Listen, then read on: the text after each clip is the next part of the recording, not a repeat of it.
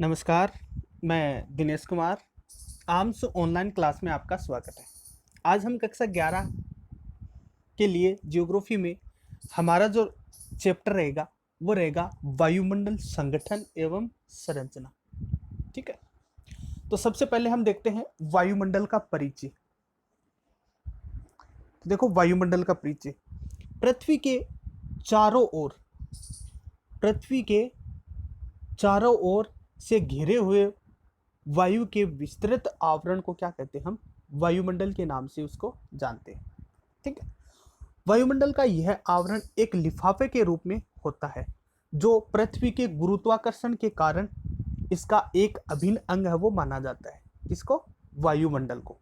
तो देखो, गुरुत्वाकर्षण किसको कहते हैं? तो गुरुत्वाकर्षण कहते हैं कि पृथ्वी किसी भी वस्तु को अपनी ओर खींचना, उसको क्या कहते हैं? हम गुरुत्वाकर्षण बल के नाम से जानते हैं। ठीक है, तो इसका जो कारण है एक अभिन्न अंग है वो माना जाता है। किसके अंतर्गत? वायुमंडल के अंतर्गत। किसका कारण सबसे अधिक माना जाता है? वायुमंडल के अंतर्गत पृथ्वी वायुमंडल के अंतर्गत गुरुत्वाकर्षण शक्ति का सबसे अधिक कारण है वो माना जाता है, या फिर अभिन्न अंग है वो माना जाता है। इस वायु का न तो कोई गंध होता है और न ही इसके अंतर्गत कोई स्वाद है वो होता है। पवन के संचार से ही हम वायु को अनुभव वो कर सकते हैं। मतलब जब हवा चलती है तो उसी के अनुसार हम वायुमंडल को, हमें वायु को है वो महसूस है वो कर सकते हैं।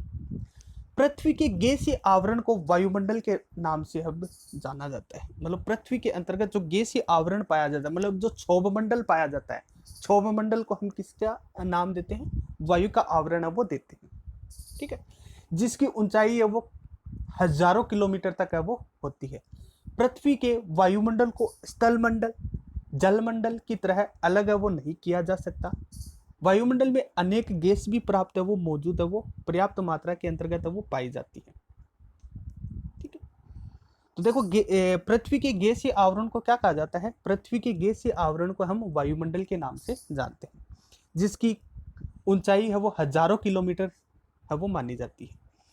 पृथ्वी के वायुमंडल को स्थलमंडल तथा जलमंडल की तरह है वो अलग है वो नहीं किया जा सकता। वायुमंडल के अंतर्गत अनेक गैसें व्याप्त या फिर अनेक गैसें वो पाई जाती है। कोई भी व्यक्ति या जीव बिना वायु के जीवित है वो नहीं रह सकता।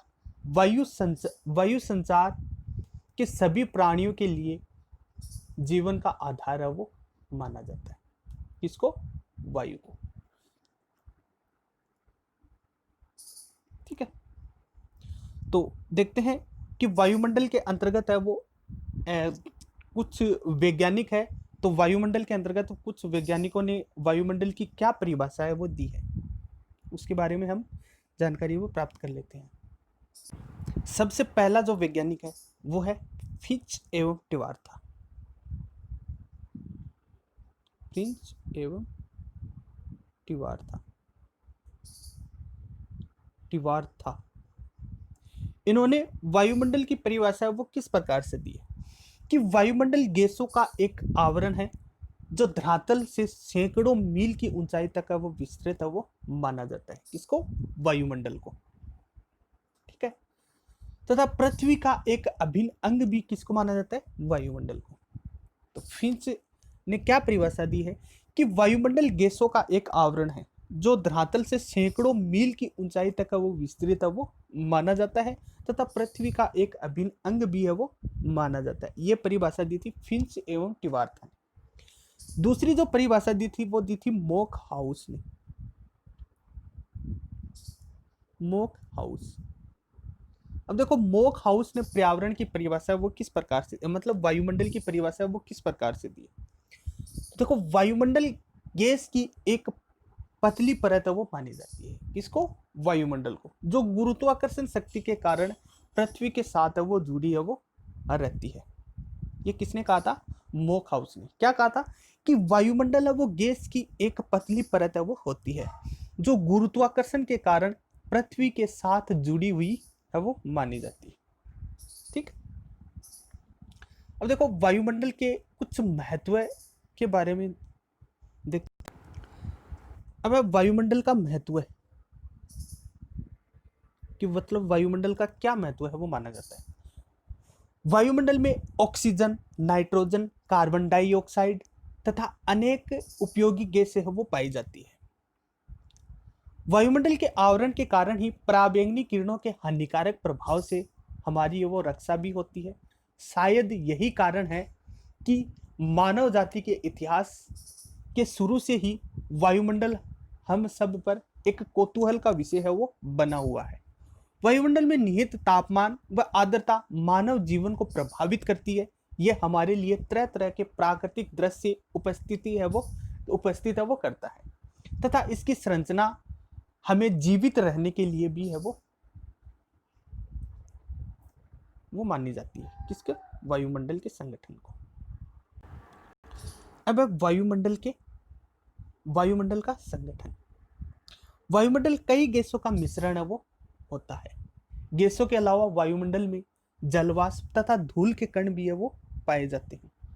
ठीक है, किसके अंतर्गत? वायुमंडल के अंतर्गत। वायुमंडल क्या है? वायुमंडल एक गैसों का आवरण है वो माना जाता है, जिसके अंतर्गत अनेक प्रकार की गैसें भी पाई जाती है और धूल के कण भी है वो मिलते हैं।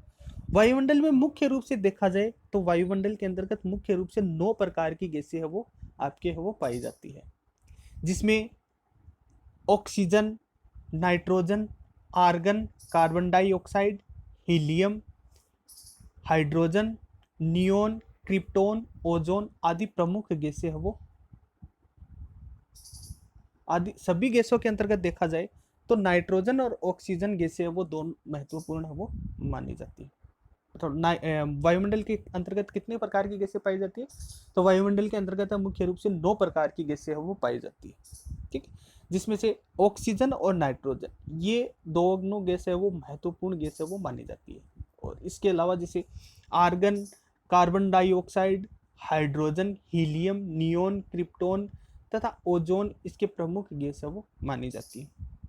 नाइट्रोजन और ऑक्सीजन इसका पृथ्वी के अंतर्गत देखा जाए तो 99% है वो दोनों का है वो मिलता है। 78% है वो नाइट्रोजन का मिलता है और 21% है वो ऑक्सीजन का है वो मिलता है। बाकी 1% गैसों के अंतर्गत ये गैसें मिलती है, जैसे argon, carbon dioxide, helium, neon, krypton, ozone ये गैसें है वो 1% के लगभग वो पाई जाती है। ठीक है, देखो वायुमंडल में सर्वाधिक महत्वपूर्ण एवं समस्त प्राणियों के लिए अनिवार्य गैस है वो कौन सी मानी जाती है? वायुमंडल के अंतर्गत समस्त प्राणियों के लिए ऑक्सीजन गैस है वो अनिवार्य रूप से है मानी जाती है। धरातल का कोई भी प्राणी इसके बिना है वो जीवित है वो नहीं रह सकता। और जबकि इसके अंतर्गत नाइट्रोजन की मात्रा देखी जाए तो नाइट्रोजन की गैस है वो 78% और ऑक्सीजन की मात्रा देखा जाए तो वो 20.95% मतलब 21% के लगभग वो मिलती है। इस प्रकार ये दोनों गैसें वायुमंडल के अंतर्गत लगभग है वो 99% तक है वो प्रतिशत है वो आयतन को है वो घेरे हुए हैं, मतलब वायुमंडल को घेरे हुए हैं। अब देखते हैं कि वायुमंडल में विभिन्न गैसों का प्रतिशत है वो किस प्रकार से वो पाया जाता है। ठीक है, तो सबसे पहले जो गैस है, सबसे पहली गैस है वो नाइट्रोजन। ठीक है, जिसका सूत्र क्या होता है? N2।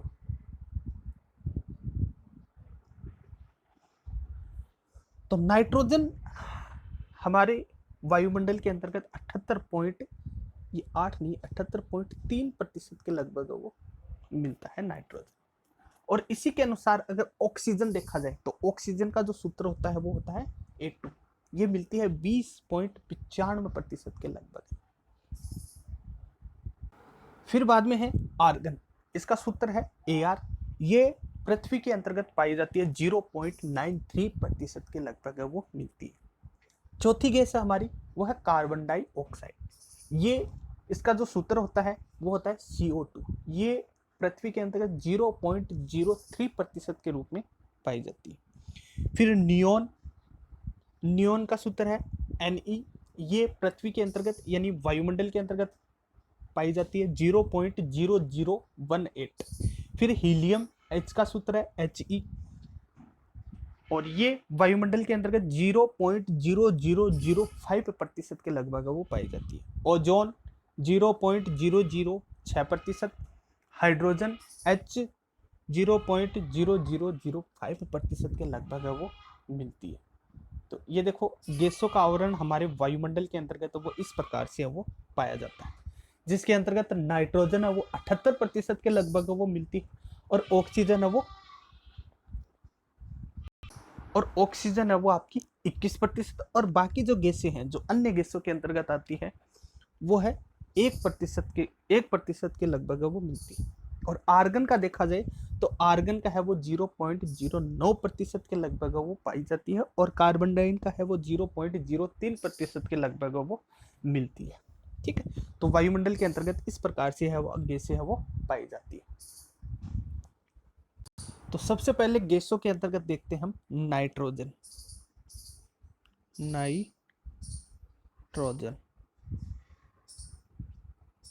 देखिए नाइट्रोजन वायुमंडल में सर्वाधिक मात्रा के अंतर्गत मौजूद गैस है वो किसको माना जाता है? नाइट्रोजन को। मतलब ये वायुमंडल के अंतर्गत 78.3% मतलब 78% के लगभग वो मानी जाती है, इसका नाइट्रोजन गैस को। नाइट्रोजन की उपस्थिति के कारण ही वायुदाब, पवनों की शक्ति तथा प्रकाश के परावर्तन का आभास है वो होता है, इसके अंतर्गत नाइट्रोजन के अंतर्गत। ठीक है, फिर बाद में है इस गैस के, किसके कारण? नाइट्रोजन। इस गैस में ना तो कोई रंग होता है, ना कोई इसमें कोई गंध होती है, और ना कोई इसके अंतर्गत है वो स्वाद है वो होता है। मतलब ये गंध, रंग और स्वाद ये इसके अंतर्गत वो नहीं होता है। यह गैस वस्तुओं को तेजी से जलने से बचाती है, और इस गैस से पेड़ पौधों में प्रोटीन का निर्माण भी है वो होता है।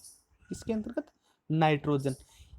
नाइट्रोजन है वो आग बुझा, एक तरह से आग बुझाने का, आग को तेजी से जलने से वो रोकती है।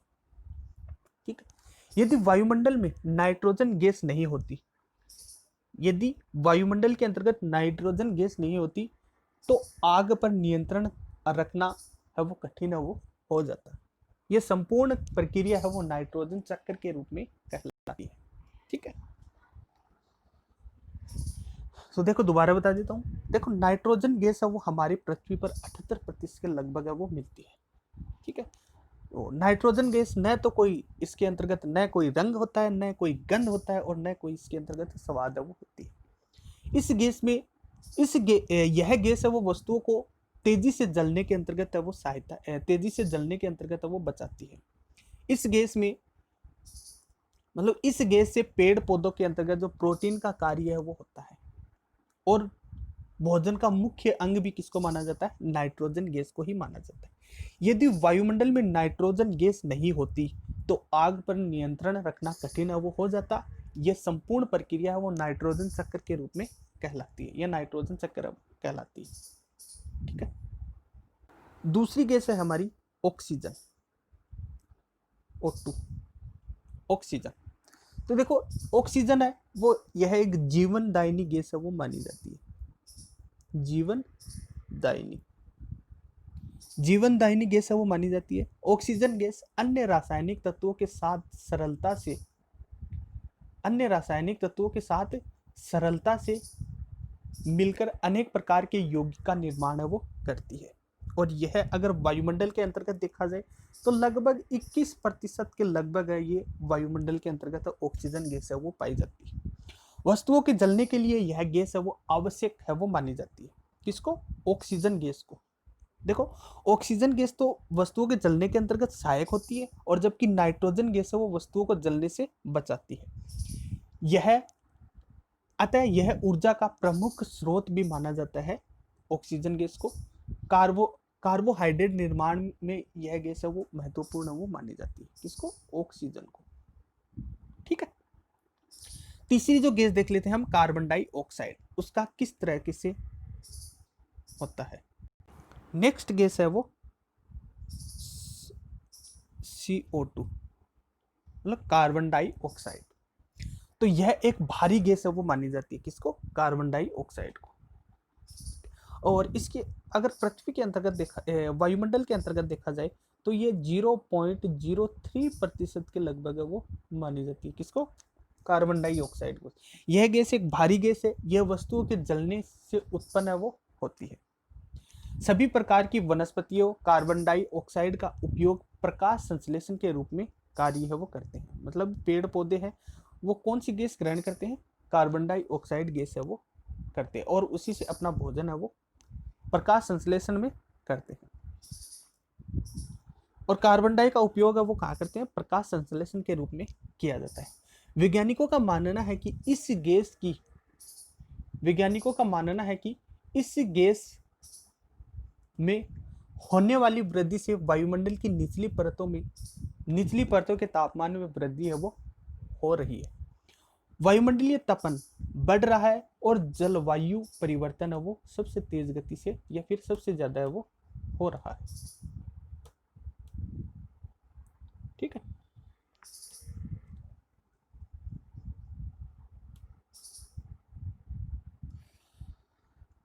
नेक्स्ट है आपकी ओजोन, मतलब O3। अब देखो ओजोन वायुमंडल की अन्य अत्यंत महत्वपूर्ण गैस है। किसको माना जाता है, ओजोन को। इसका निर्माण वो ऑक्सीजन के 3 परमाणुओं से होता है। जलवायु की दृष्टि से इस गैस का विशेष महत्व है वो माना जाता है। किसको, ओजोन गैस को, ओजोन गैस को। यह सूर्य से आने वाली तेज पराबैंगनी किरणों के कुछ अंश को अवशोषित कर लेती है और इस प्रकार सौर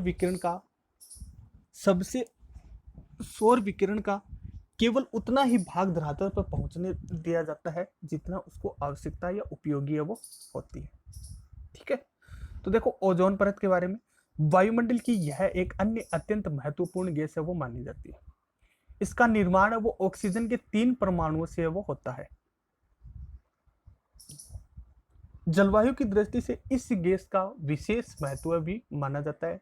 यह सूर्य से आने वाली तेज पराबैंगनी किरणों के कुछ अंश को अवशोषित कर लेती है और इस प्रकार सौर विकिरण का केवल उतना ही भाग धरातल पर पहुंचने दिया जाता है जितना आवश्यक होता है। अब एक थोड़ा सा जलवाष्प के रूप में देख लेते हैं। जल वाष्प ये क्या होता है, देखो जलवाष्प अधिकांशतः वायुमंडल की निचली परतों तक ही भी सीमित है वो रहती है। ऊंचाई में वृद्धि के साथ जलवाष्प की मात्रा है वो कमी है वो होती जाती है। मतलब जैसे जैसे ऊंचाई बढ़ती जाएगी वैसे वैसे जलवाष्प की कमी है वो होती जाएगी। ये वायुमंडल के अंतर्गत ही विद्यमान है वो रहता है। कौन, जलवाष्प। वायुमंडल के संपूर्ण जलवाष्प का 90% भाग है वो, कितना प्रतिशत भाग है वो, 90% भाग है वो 8 किलोमीटर तक की ऊंचाई में मिलते हैं। 8 किलोमीटर तक की ऊंचाई में मिलते हैं या सीमित है वो रहते हैं। इसके ऊपर जलवाष्प की मात्रा वो बहुत ही कम मात्रा के अंतर्गत है वो हो जाती है। वायुमंडल में जलवाष्प की औसत मात्रा देखा जाए तो वायुमंडल के अंतर्गत जलवाष्प की औसत 2% मात्रा है वो पाई जाती है। किसके रूप में, जलवाष्प के रूप में। जलवाष्प सूर्य से आने वाली सूर्यताप के कुछ भाग को अवशोषित कर लेता है तथा पृथ्वी द्वारा विकिरित उष्मा को संजोए रखता है। इस तरह यह एक कंबल का कार्य भी करती है जिससे पृथ्वी न तो अत्यंत गर्म होती है और न ही अत्यंत वो ठंडी है वो होती है।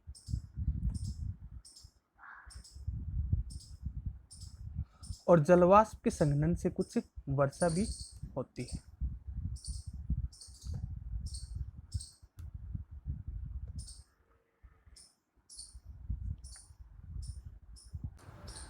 अब धूलकण,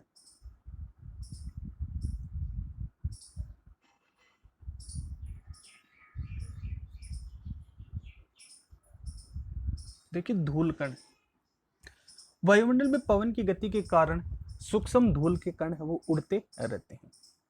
कहाँ पे, वायुमंडल के अंतर्गत। ये धूल कण विभिन्न स्रोतों से प्राप्त है वो होते हैं। जैसे मान लो सूक्ष्म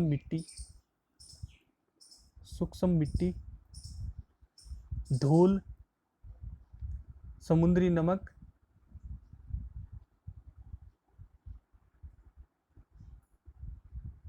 ज्वालामुखी राख,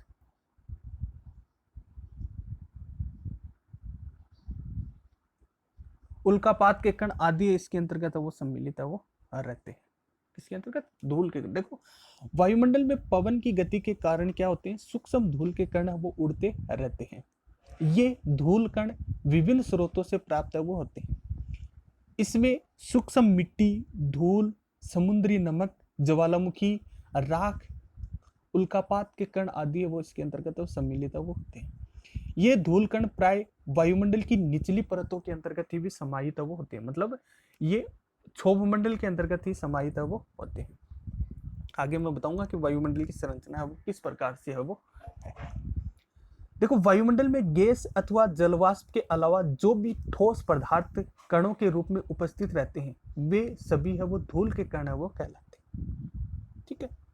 देखो वायुमंडल में गैस अथवा जलवाष्प के अलावा जो भी ठोस पदार्थ के रूप में जो कण पाए जाते हैं या फिर जो उपस्थित रहते हैं वे सभी किसके रूप में माने जाते हैं? धूल कण के रूप में माने जाते हैं।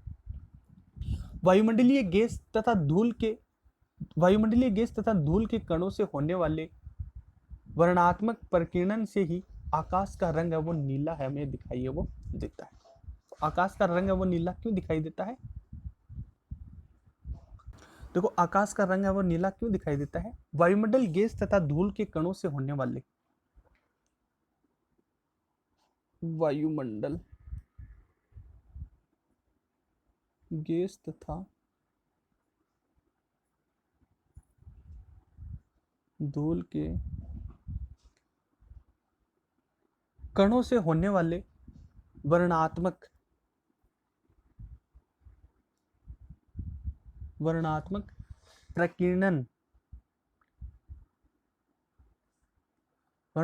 प्रकीर्णन से ही आकाश का रंग वो हमें नीला दिखाई देता है तथा इसी कारण सूर्योदय या सूर्यास्त के समय आकाश का रंग वो हमें लाल वो दिखाई देती है। ये किसके कारण से दिखाई देते हैं? धूल के कणों के कारण से ही दिखाई देते हैं। आर्द्र प्रदेशों की अपेक्षा औद्योगिक नगरों तथा शुष्क प्रदेशों की वायु में अपेक्षित अधिकृत धूल के कण वो पाए जाते हैं। ये देखिए कार्बन ऑक्साइड की जो मात्रा होती है वो कार्बन की ऑक्साइड की मात्रा होती है वो देखो 0.03% के लगभग वो इसकी मात्रा है वो मानी जाती है, जिसके अंतर्गत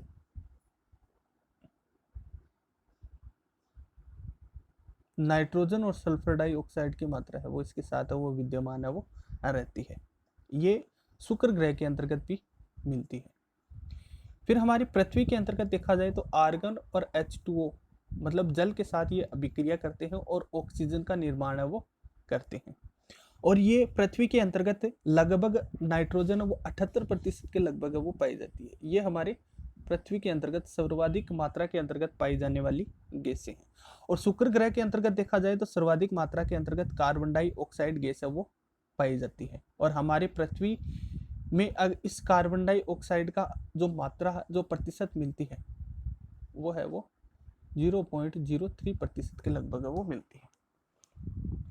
फिर बाद में अगर मंगल ग्रह के अंतर्गत कार्बन डाइऑक्साइड की मात्रा है वो सर्वाधिक मात्रा के अंतर्गत वो पाई जाती है या मिलती है। देखो ये N2 और Ar और O2 से अभिक्रिया करके ये कार्बन डाइऑक्साइड के रूप में वो होती है। ये मंगल ग्रह और शुक्र ग्रह इन दोनों के अंतर्गत सर्वाधिक मात्रा के अंतर्गत है वो कार्बन डाइऑक्साइड गैस है वो पाई जाती है। ठीक है, तो इस तरीके से वो मिलती है। अब हमारा बच गया वायुमंडल की संरचना। तो वायुमंडल की संरचना के अंतर्गत हम नेक्स्ट क्लास के अंतर्गत है वो इसकी संरचना के बारे में जानकारी वो प्राप्त वो करेंगे। तो देखो वायुमंडल की संरचना वो मुख्य रूप से आपके 5 भागों के अंतर्गत है इसको बांटा गया है। ठीक है, किसको? वायुमंडल की संरचना को कितने भागों में? 5 भागों में। तो वो देखो वायुमंडल की संरचना, सबसे पहला जो इसका भाग है वो है क्षोभ मंडल, दूसरा भाग है वो समताप मंडल, तीसरा है मध्य मंडल, चौथा है आयन मंडल और पांचवा है बहिर्मंडल। ये मतलब इनके बारे में जानकारी है वो नेक्स्ट क्लास के अंतर्गत हम प्राप्त है वो करेंगे। ठीक है, तो आज के लिए इतना ही, मिलते हम नेक्स्ट क्लास में, तब तक के लिए जय हिंद जय भारत।